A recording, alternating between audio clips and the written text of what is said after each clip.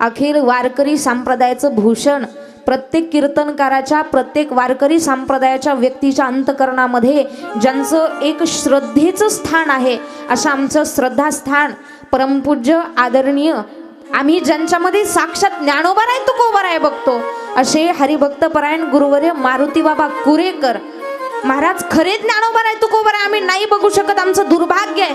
पण कुरेकर बाबांकडे बघितल्याच्या नंतर साक्षात सद्गुरु जोग महाराजांचं ज्ञानोबारायांचं दर्शन आम्हाला होतंय. आणि कुरेकर बाबाला इंस्टाग्राम वरती एका दुर्बुद्ध माणसानं कमेंट केली, तुम्ही 95 वर्षाचे झाले तरी रथात बसायची हौस झाली नाही का?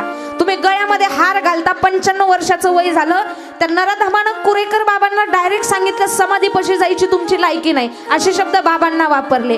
पण महाराष्ट्रातल्या प्रत्येक ज्येष्ठ वरिष्ठ कीर्तनकाराला माझी विनंती आहे महाराज, त्या नराधमावरती योग्य ती कारवाई करण्यात यावी, त्याचं तोंड तेवढं बंद करण्यात यावं.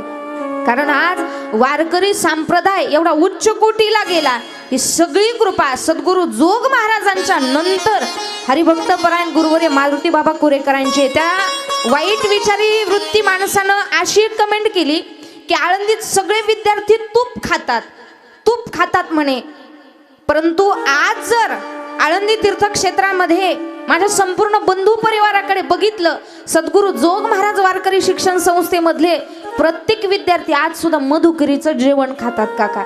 आणि ज्ञानोबारायांच्या कृपेनं तूप त्यांना खायला मिळतंय, ही त्यांच्या दारात केलेली सेवा त्याचं फळ आहे महाराज. समाज उगाच कोणालाही डोक्यावरती घेत नाही.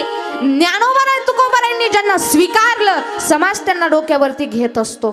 काही असतात असे नराधम की ते चांगल्या लोकांना कधी चांगलं बोलतच नाही, पण आपलं नाव त्यांच्यामध्ये नसावं आपलं नाव त्यांच्यामध्ये, आपलं नाव सात्विक कार्यामध्ये असावं. हा, रोजचं इन्कम तुमचं 10 रुपये असेल ना, त्यातलं 1 रुपया तुम्ही देवाच्या नावाने काढून ठेवलाच पाहिजे.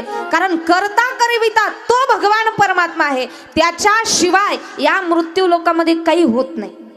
तुझ्या सत्तेने वेदासी बोलणे, सूर्याशी चालणे तुझे आबळे, ऐसा तू समर्थ ब्रह्मांडाचा धनी.